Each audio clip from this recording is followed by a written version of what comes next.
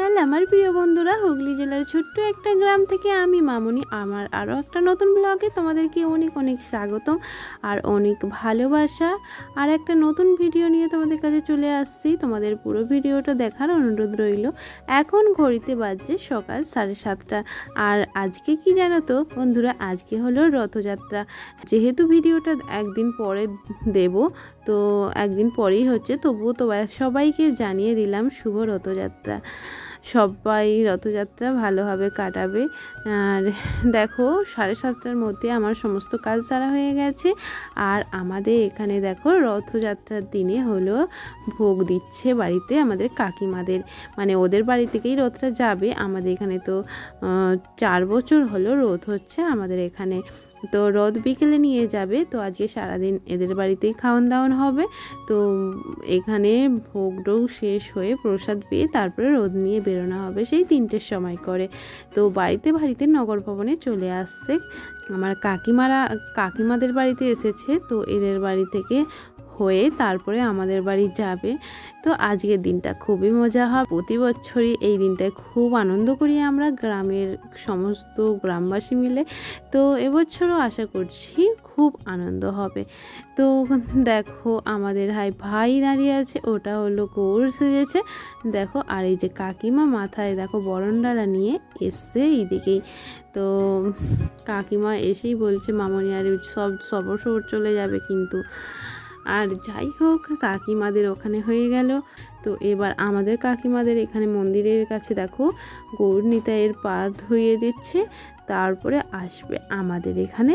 আর আমি সব কিছু রেডি করে রেখে দিয়েছি তুলসী তলার কাছে, চাল আর জল আর সব কিছু বাতাসা সমস্ত কিছুটা রেডি করে রেখে দিয়েছি। আমার কাকিমাদের ওখানে হয়ে গেছে। এবারে দেখো আমাদের এইদিকে আসে আর আমি রেডি হয়েই আছি কখন গৌর নিতাইয়ের চরণ দুটো ধুইয়ে দেবো।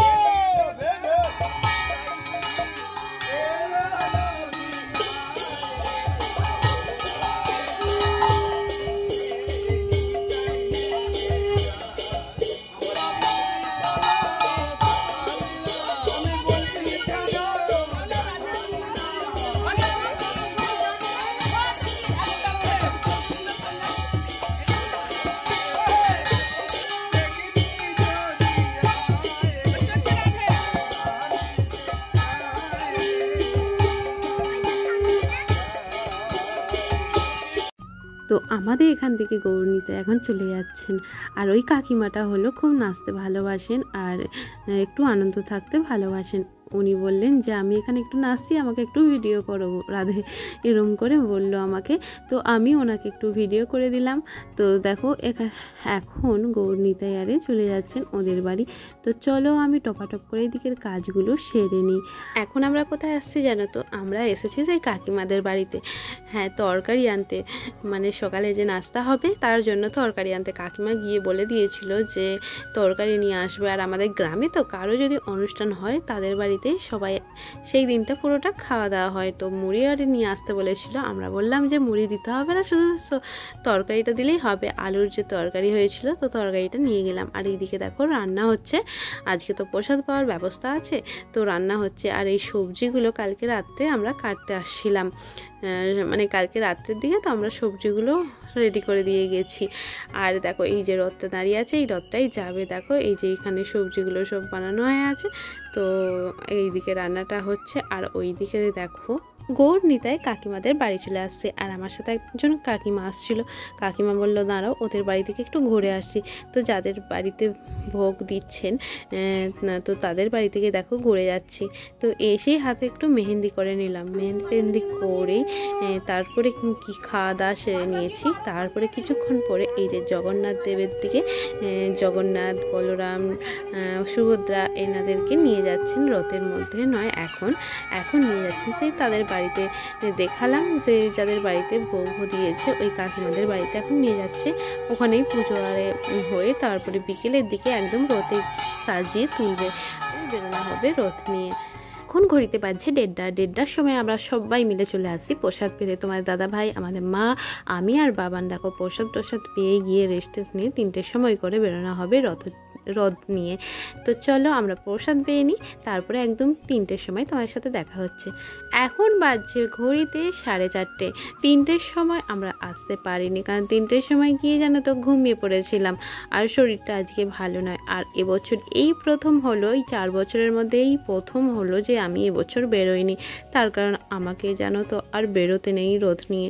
আমার খুব মনটা খারাপ হয়ে গেল, এমন দিনে আমার মনটা প্রচুর খারাপ হয়ে গেল। তো সকলে মিলে বেরিয়েছে, আমি শুধু বেরোলাম না। দেখো সবাই বলছে শুধু কেন যাওনি। তো আমি ঘুমিয়েও পড়েছিলাম, শরীরটা দুর্বল ছিল। ঘুম থেকে উঠে দেখছি এরা অনেকটা ঘোরা হয়ে গেছে। খুব ভালো লাগছে।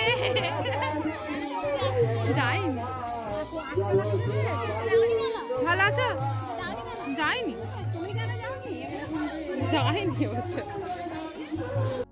আজকের দিন রথযাত্রায় খুব আনন্দ হয়। আমি এবছর যাইনি বলে হয়তো অনেকে মিস করেছে আমাকে, যারা আমাকে ভালোবাসে।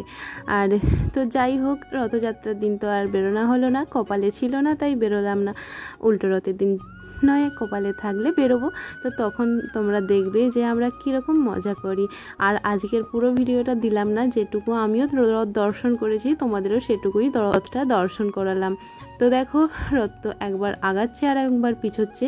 রথ তো 5 পা এগোলে আবার 3 পা পিছিয়ে আছে, এইরকমভাবেই তো রথ যায়, তাই জন্য আরও দেরি হয়। আর অনেকটাও সন্ধ্যা হয়ে গেছে, 3টের সময় করে বেরিয়েছে, আর এখন তো 5টা 5:30টার মতো বেজে গেছে, অনেকটাই সন্ধ্যা হয়ে গেছে। এখনও অনেক দূর যাবে, ওই আশ্রমের দিকে যাবে, আশ্রম ঘুরে তারপরে এইদিকে আসবে, অনেকটাই দেরি হয়ে যাবে। আর রথটা আমি যেটুকু দর্শন করলাম তোমাদেরও সেইটুকুই দর্শন করালাম। তো চলো এবার বাড়ি যাই, গিয়ে রুটি আরে করতে হবে, খাবার জোগাড় করতে হবে। আর কি হলো, রথ নিয়ে তো আর বেরোনো হলো না, এবার বাড়িতে গিয়ে কাজগুলো করে নিই। তো চলো, রথ দেখে এসেই রুটি করেছিলাম। আর তোমার দাদাভাই দেখো এই যে মিষ্টি নিয়ে আসছিল, তো এই মিষ্টি দিয়ে আর রুটি আমি কটা খেলাম। আমি তো মিষ্টি খুব ভালোবাসি। আর ওবেলার যে তরকারি এনেছিলাম সেটা ফ্রিজে রেখে দিয়েছিলাম, ওই তরকারিটা ওদেরকে গরম করে দিয়েছি, ওরা রুটি দিয়ে খাচ্ছে, আর আমি এখানে রুটি এই যে মিষ্টি দিয়ে খাচ্ছি। আর মা বাবা ওরা ভাত খাবে।